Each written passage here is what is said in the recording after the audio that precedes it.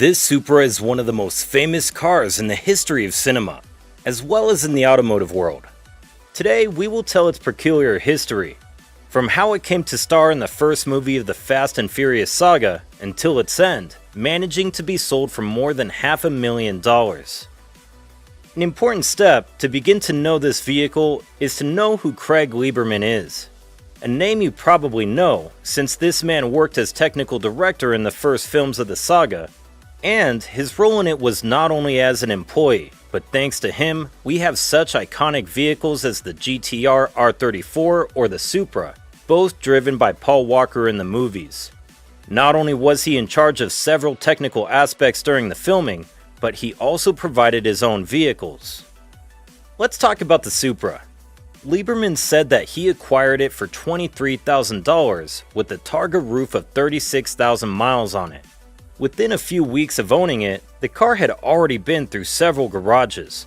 After only 3 days of owning the car, he sent it to G-Ready's garage, where the basic performance modifications were made.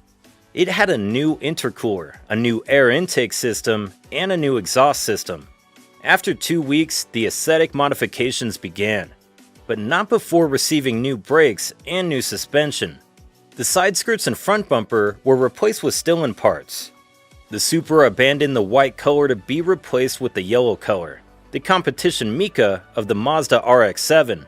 A Rod Millen spoiler was added, as well as 18-inch wheels with Yokohama tires. But this list does not end here. A yellow roll cage was installed, as well as a blue Sparco steering wheel. At this point, and with these modifications, the Supra was already generating 450 horsepower. And to finish off this first but not modest stage of the Supra's life, he took it to audio options to have a complete audio system installed.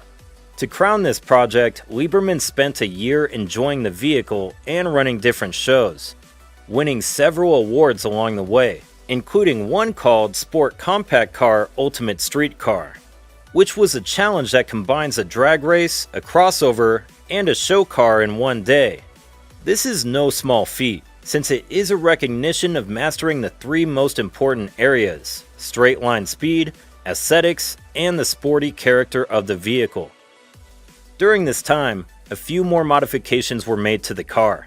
The wheels were changed and the twin turbos were replaced with a large T66 turbo.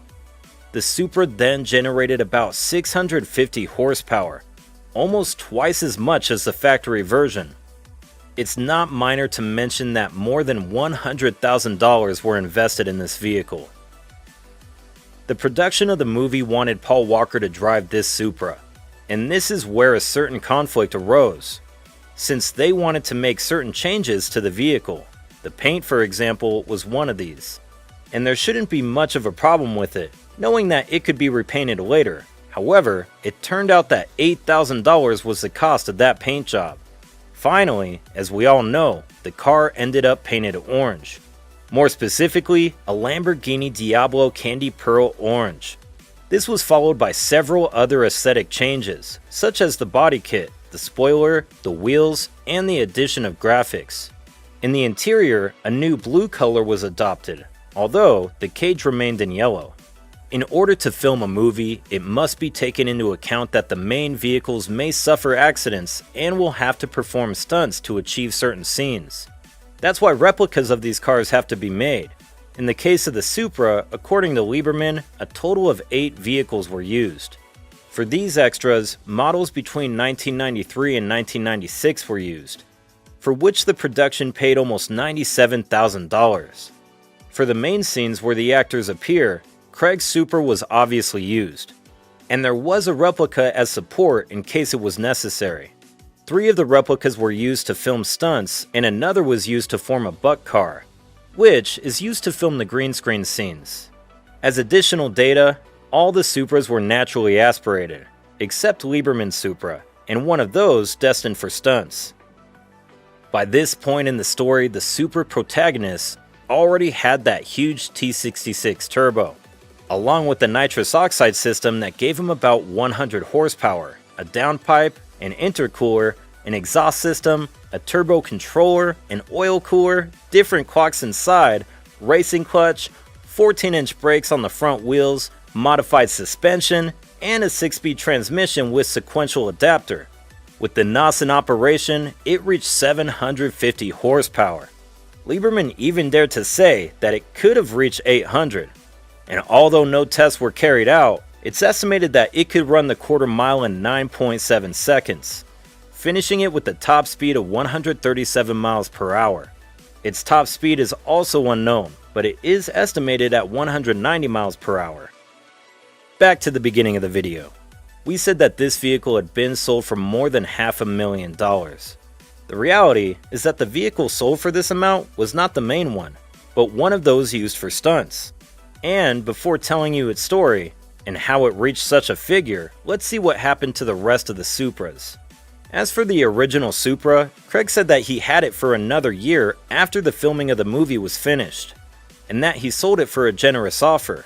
And while he didn't say how much, he did say that he made a profit of $185,000. Considering that he paid $23,000 to buy it, and invested at least $100,000 into it, we are talking about a price of more than $308,000. Finally, the new owner took it to the Netherlands, where he kept it as Craig sold it to him. As for the rest of the vehicles, 5 of them were used for the second movie of the saga, although severely modified and unrecognizable. Some of these were reconditioned and sold at the end of the second film. And finally, let's talk about the record Supra. On Saturday, June 19th, 2021, it was auctioned at Barrett-Jackson, the replica car, which, as we said before, was used to film stunts. It was a twin turbo, and the only modification it had at the time of purchase was an exhaust system. And although it was used for stunts, it wasn't abused. It was even driven by Paul Walker in the scene where he shoots from the vehicle. At the end of the first movie, this was one of the cars reconditioned to film the second one.